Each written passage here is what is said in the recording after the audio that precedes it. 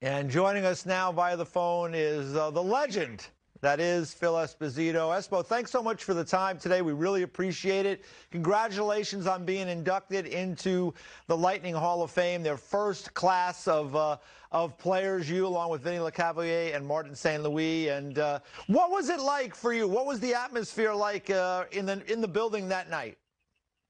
Well, it was incredible, to tell you the truth. The night before was a big dinner, and they allowed fans to come in after the dinner, and they were, geez, the whole west side of the building was full, and it was a fascinating evening. And then the game, of course, and me, after dropping the puck and all that, I ran like crazy because I wanted to work, and I do the color on radio, so I was up there. I missed, I guess, the first 3 minutes or so, but got back into the swing of things pretty quickly. Well, Phil, it's only fitting that that you are in that class, that first class of Hall of Famers there with the Lightning, because there is no Tampa Bay Lightning without Phil Esposito. I mean, you're the guy who really had that idea and brought that franchise to Tampa. What are your memories of that first year or so in Tampa? Well, I can tell you the first time, EJ, I was in Orlando playing golf with a bunch of my buddies from New York, and I got a phone call from a guy named Henry Paul. Now, his dad was Gabe Paul, he's president of the Yankees and Cleveland Indians and other teams. Anyway, I got to come down here to meet him, and I met him at an old place called Malio's, which was the hangout, I guess. Then when I was driving in on I-4, I said, where the hell are the buildings? There's no buildings.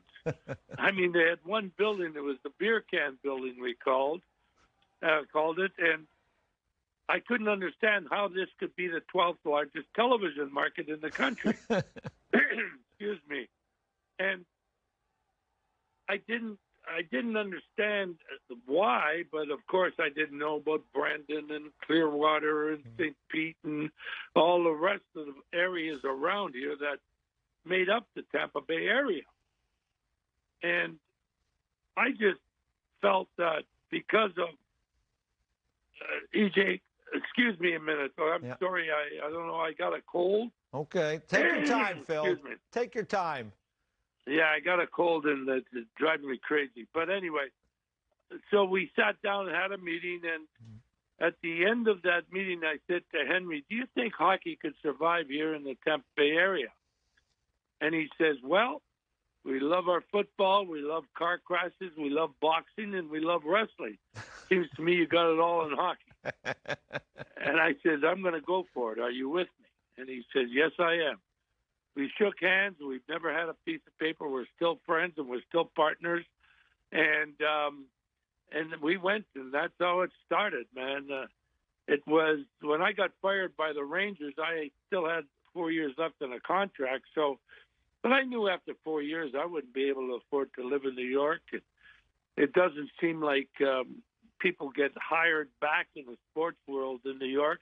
The only one was Billy Martin. He used to get hired back by George. Get fired, get hired. And Louis Piniella told me the same thing, and a couple other guys. And so I realized that there wouldn't be any way I could afford to stay in the New York area, and I had to do something to create a job for myself. But I also knew that they wanted to expand. I was on the marketing committee as a player. I was on the marketing committee as a general manager. So I knew they wanted to expand. And of course, Florida was the market that I was interested in. They told me to stay away from Texas because the following year, of course, Minnesota moved to Dallas. But with television looming largely in the future, I knew that Florida would be an important part to have the TV, because Wayne was going to Los Angeles, and he was in Los Angeles, and you had all of a sudden now you got Florida and L.A. as the most southern places, and the rest of the country was filling in with Texas and then Carolina. So the television market just grew, and so it was something that I really thought about. It wasn't easy. It was very difficult.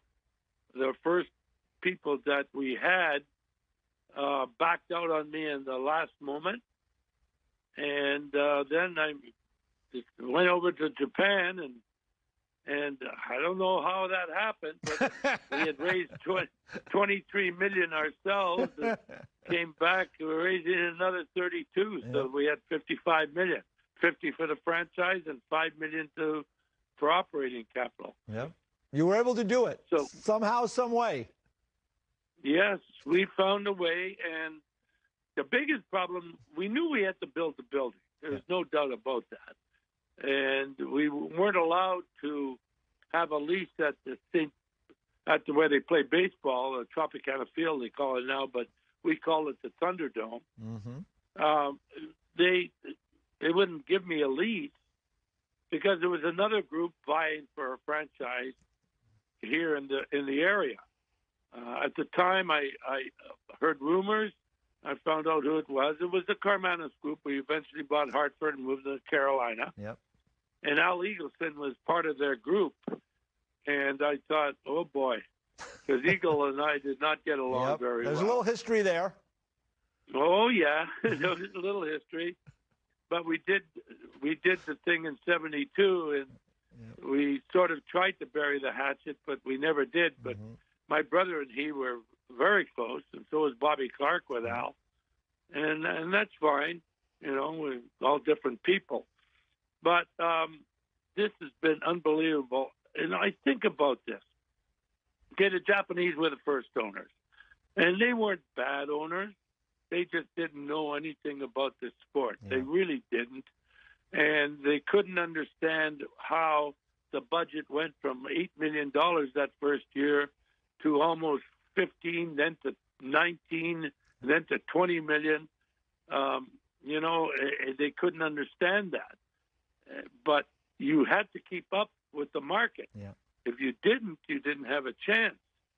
And I tried to explain that at the board meetings and everything else, but after a while they just said, we've had enough of this, and they sold out. Now, I can tell you this, the Davidson group that came in were terrific. They were terrific owners. Ronnie Campbell was the guy down here who was the president, and he did a great job. But we've had some bad ones, boy, down here. There's no doubt about that. Bad ones, but nobody was worse than that Art Williams. Nobody. Yeah. Well, you got Jeff Vinnick now, so you got the best. We have the best owner in professional sport. There you go. And if you, I don't know where the last time you were down here, EJ, but what's going on around that building is amazing. We all knew that if we can build a building downtown, it would revitalize the downtown area, without a doubt. And it certainly has done that, thanks to Jeff Vinnick. Yeah. And you got pretty good players there, too. You've had a good team. And let me ask you this, Espo, because you watch all the games. You're right on top of it.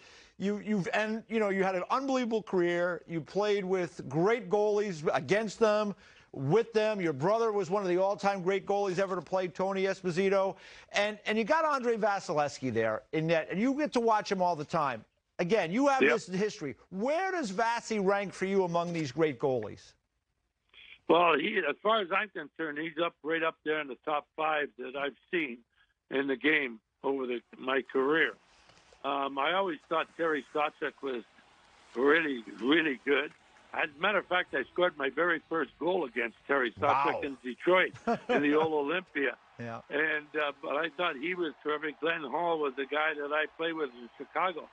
The guy that played 508 games in a row. Without a mask. What the heck is that about? He was crazy. He must have been crazy, Phil. Well, he used to throw up before every game. I don't blame him. I would have, too. I remember one time in practice, he moved out of the net to get away from Dennis Hull's slap shot, and Dennis hit him anyway. And he said, "What are you doing? I get out of here. Put it in the net." Oh, boy. He was a great guy, but Vasi's just a tremendous goaltender, goaltender. I saw him play first time in the KHL in Russia. And when I came back, and I didn't follow the draft picks like I should have, I suppose. I came back and I said to Stevie Eiserman, I said, Steve, I saw a goalie over there that's just terrific. He's 18 years old, and is he ever good? He said, what's his name? I said, Vasilevsky. He says, we drafted him first, Phil. First. Nice. I think it was about 14, 15 pickets or something at that time. And he's been great, boy. He's been just great for this franchise. Look, you don't win. You don't win Stanley Cups unless you get great goaltending. Yeah. You don't. Yeah. Simple. And he's proven it. He's won the 2 cups already, and who knows? He might have more to come. Heck, he's only 28 years old. I want one more. I want to lean on your experience again here, because Connor McDavid is having this kind of off-the-chart year, and he's just been a special player. And again, you were one of the great players. You've seen many great players, played against them, watched them throughout your life. You coached, you managed, you broadcast, you've seen it all. McDavid, for you, where does he rank amongst these great players? Well, I never thought I'd ever see anybody accelerate quicker than Bobby Orr could. He could go from 0 to 30 in like a split 2 strides. Connor McDavid, unbelievable how he can accelerate. It's just unbelievable. And he is one special player, this guy. With all the equipment that players wear now, and the block shots and everything else, which really didn't happen much in our day because we didn't have that kind of equipment, and it hurt. It hurt when you blocked a shot. Yep. He amazes me.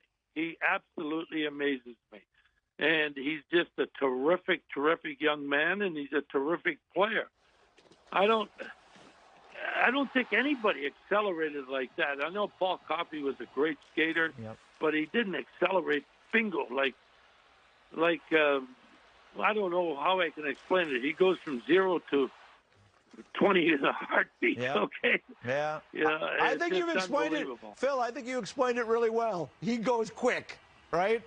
He goes quick, and when he's handling the puck, he's still going quick. Yeah. Nathan McKinnon does it too, and I think Braden Point with the Lightning does it also. Yep. But nobody does it like McDavid right now, and that's the truth.